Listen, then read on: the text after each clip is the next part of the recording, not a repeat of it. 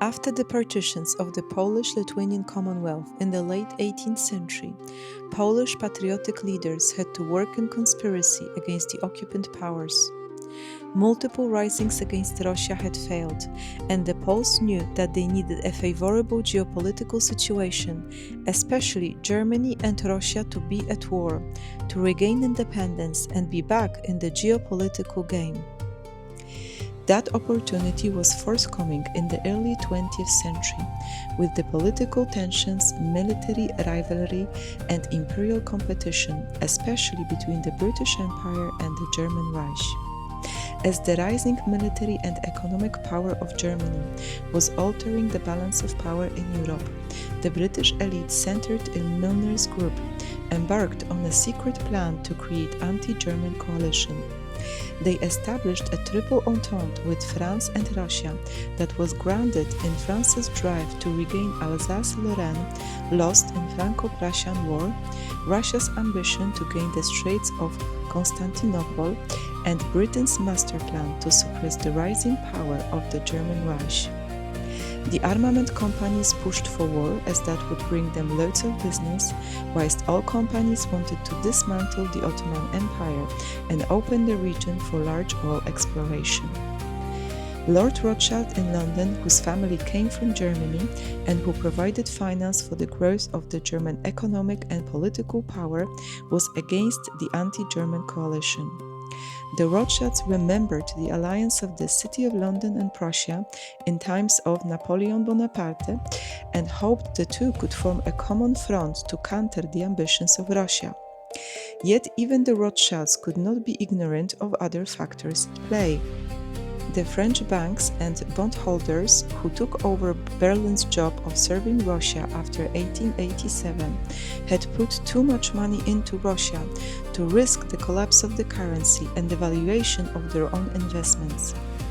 Lord Rothschild also knew of the extension of the anti-German zeal among the British elites, who in turn did not fail to notice that the Rothschilds' agenda did not always overlap with what they perceived were the best interests of the British Empire. The British press continued to draft anti-German articles, threatening with the German battle fleet and thus get pretext for arms expenditure. Consequently, the allocation towards naval spending increased multiple times. The rise in naval and military spending benefited the shareholders of 5 British armament companies: Vickers, Armstrong, Whitworth & Co., John Brown & Co., Camel, Laird & Co., and Noble Dynamite Trust. These British companies were in partnership agreements with or held shares in other foreign armament firms: Krupp and Dillingen of the German Reich, Bethlehem Steel Company of the United States, Schneider & Co. of Crusoe in France, as well as Vickers Turney and Armstrong Puzzoli of Italy, forming the so-called Armament Trust. In Britain, the shareholders of the Armament Trust were among the nobility, senior politicians, admirals, generals, bishops of the Anglican Church, and other members of the British establishment. Lord Welby lamented at the time, "We are in the hands of an organization of crooks. They are politicians, generals, manufacturers of armaments, and journalists. All of them are anxious of unlimited expenditure and go on inventing scares to terrify the public and to terrify the Minister of the Crown." The British plans to take control over all resources in the Middle East were in line with the Zionist agenda to create a Jewish state in the Ottoman-controlled territory. Since the 19th century, the Zionists were lobbying with the Ottoman Turks for Jewish settlement. As these negotiations failed ultimately, the Zionists turned to the revolutionary methods, planning to use the Masonic organization Young Turks to overthrow the Sultanate and introduce a secular Western model society. Young Turks were allied with the Committee of Union and Progress, in short COP, a secret Masonic organization whose driving force were Dünme, descendants of Sephardic Jews who immigrated to the Ottoman Empire from the Iberian Peninsula following their expulsion in the 15th century.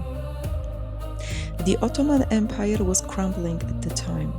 In 1912, Montenegro, Bulgaria, Serbia, and Greece, encouraged by Pan-Slavic Russian minister to Belgrade Nikolai Hartwig, declared war against the Ottoman Empire. Within a month, the combined forces of the Balkan League drove the Ottoman Turks from almost all of their territories in southeastern Europe. These catastrophic defeats were utilized by CUP, who carried out a coup and took over the rule in the Ottoman Empire. As Bulgaria was not content with the agreements made in London regarding the creation of Albania, it started Second Balkan War. However, when countered by Romania, it had to cede some of its previous gains to neighboring states. Serbia came out of these wars militarily powerful and turned its attention to its Serb community of Bosnia-Herzegovina, annexed earlier by Austro-Hungarian Empire. In London, the Milners Group and the International Armament Trust wanted to use the national tensions in the Balkans to create a flashpoint and trigger a military conflict. In 1912, a scandal erupted when news came out that Gustav Krupp's agents stole over 1,000 documents from a war office files and fomented anti-German attacks in the French press.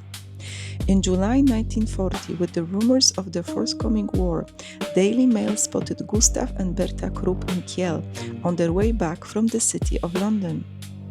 Around the same time, a secret command went from the British Foreign Office to Russian diplomat Alexander Izvolsky in Paris, and from Izvolsky to Russian Foreign Minister Sergei Sazonov in Russia, and from him to Russian ambassador in Belgrade in Serbia, Nicholas Hartwig. He in turn was closely associated with Colonel Apis, the Serbian chief of military intelligence, and his terrorist organization, the Black Hand, dedicated to the destruction of the Austro-Hungarian Empire. Apis was supplying arms to the young Bosnian organization, which recruited Bosnian patriots who were planning on the assassination of the members of the Austro-Hungarian imperial family. The actual assassination took place on 28 of June 1914, whilst Franz Ferdinand, the heir to the Austro-Hungarian throne, was visiting Sarajevo, the capital of Bosnia and Herzegovina, then under Habsburg rule, provokingly on the Serbs' National Day. After failed negotiations, Austro-Hungarian government declared war on Serbia a month later, entangling international alliances formed over the previous decade. As Russia mobilized in support of Serbia, the German military leaders pushed Kaiser Wilhelm II to declare war on Russia. Soon thereafter, the Ottoman Empire signed a treaty with Germany, which subsequently declared war on France and crossed into the Belgian territory to evade the fortifications in northern France. As the City of London bankers helped to establish independent Belgium in the 19th century, having also a treaty signed committing to uphold the independence of Belgium, the British government declared war on Germany. Chancellor of Exchequer David Lloyd George rushed to Lord Rothschild to arrange finance for armaments. Due to growth and involvement of the armament companies, the First Great War was a real carnage. The British and French were sustaining high losses, going in tens of thousands of people dying in the battlefields. In Ottoman Empire, the German generals encouraged the Turks to exterminate Armenians as potential subversive element. Concurrently, the British were encouraging the Arabs to revolt against the Turks, at the same time secretly agreeing with the French on the carving of the Middle East for oil exploration. The Germans in turn supported the Irish against the Brits, whilst the Germans and Austrians planned to use the Polish legions that were formed by Marshal Józef Piłsudski in Krakow to fight against Russia. By 1917, the First Great War in Europe reached a stalemate in France. Neither Britain and France nor Germany were winning the war. This is when the Zionists in London, the Rothschilds, and the associated powerful banking families approached the British government and offered them a deal. They said they would bring the United States into the war on side of Britain and France if the British government promises them Palestine. The US elites envisaged to gain greatly on the European war. J.P. Morgan wrote in his personal letter to President Wilson that the war should be a tremendous opportunity for America. This would enable the US elites to recuperate money they lent to Britain and France and would also give them access to the negotiating table at the peace conference. The telegram that was sent by German Foreign Minister Arthur Zimmermann to the Mexican government, inviting an alliance against the United States, was used by the US elites as justification to declare war on Germany. Few months later, Lord Balfour issued a declaration addressed to Lord Rothschild that provided for the establishment in Palestine of a national home of the Jewish people.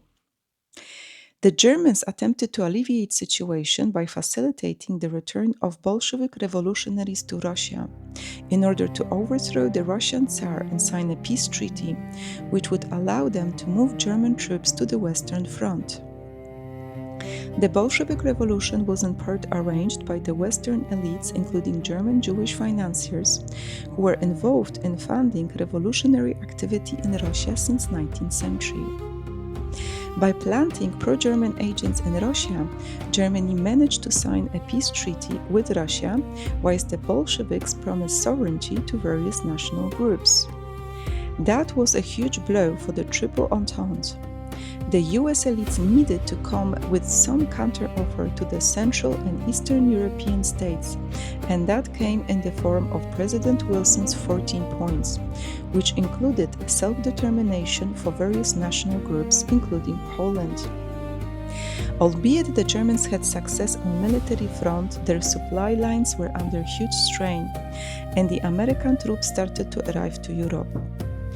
With the Austro-Hungarian Empire crumbling from desertion of Czechs, Polish, Croats, Serbs, Hungarians, Ukrainians, and Poles, and with German offensive bringing no results, the Germans had no other choice but to sign a peace treaty.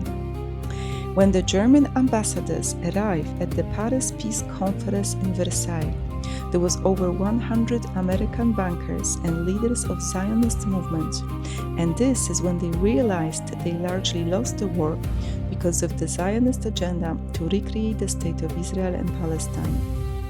Quashed under the heavy terms of war reparation payments, refusing to accept a new border with Poland, and feeling betrayed by the Jewish community, the Germans started to use a rhetoric of being stabbed at the back by the international Jewish conspiracy, and desperately wanted to challenge the terms of the Versailles Treaty.